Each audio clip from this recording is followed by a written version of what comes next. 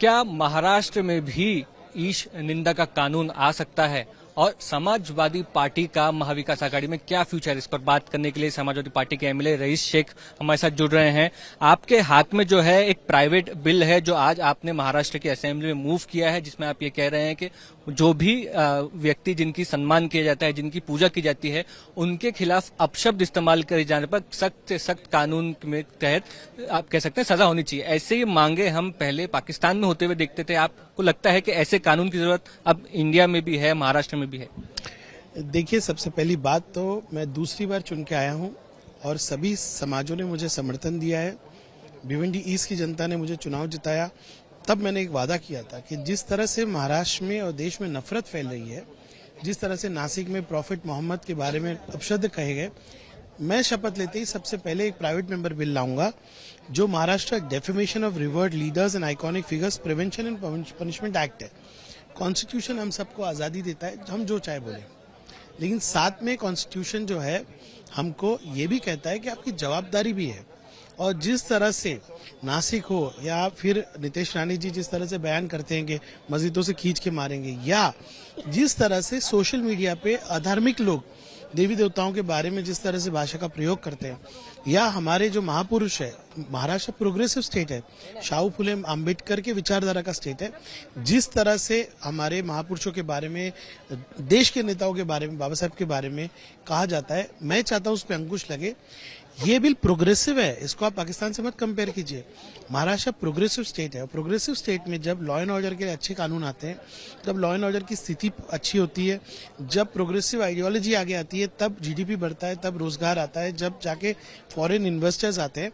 ये उद्देश्य वो है, इसीलिए कानून लाया गया है। और ये कानून जो है किसी धर्म के बारे में नहीं है। आप देखेंगे इसमें हर धर्म के बारे में बात की गई।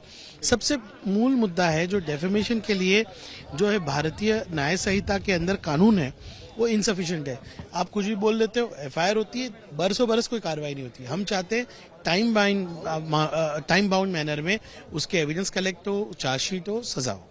जिन व्यक्तियों का आपने नाम लिया हेट स्पीच के चलते, वो अभी सत्ता में है। आपको लगता है आप यानी कि विपक्ष महाविकास आघाड़ी हो, कम मात्रा में चुनकर आए हुए हैं, इस तरह का बिल जो उनके ही खिलाफ जाता हो महाराष्ट्र असेंबली में कभी टेबल भी हो पाएगा?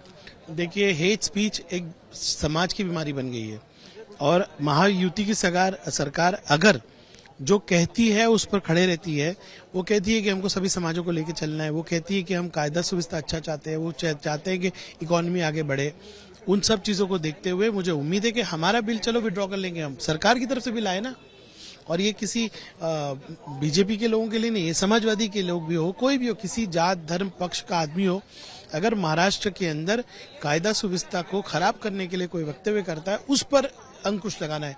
ये किसी एक व्यक्ति, किसी एक समाज, किसी एक पक्ष के बारे में नहीं है, ये महाराष्ट्र के बारे में, प्रोग्रेसिव महाराष्ट्र के बारे में। और मुझे लगता है कि ये बिल महाराष्ट्र को आगे ले जाएगा। ये बिल महाराष्ट्र में लॉ एंड ऑर्डर की सिचुएशन को अच्छा करेगा। ये बिल वो लोगों के लिए है कि जो लोग दूसरे धर्मों का अपमान करते हैं, सम्मान नहीं करते, उनके लिए दिस अ प्रोग्रेसिव बिल।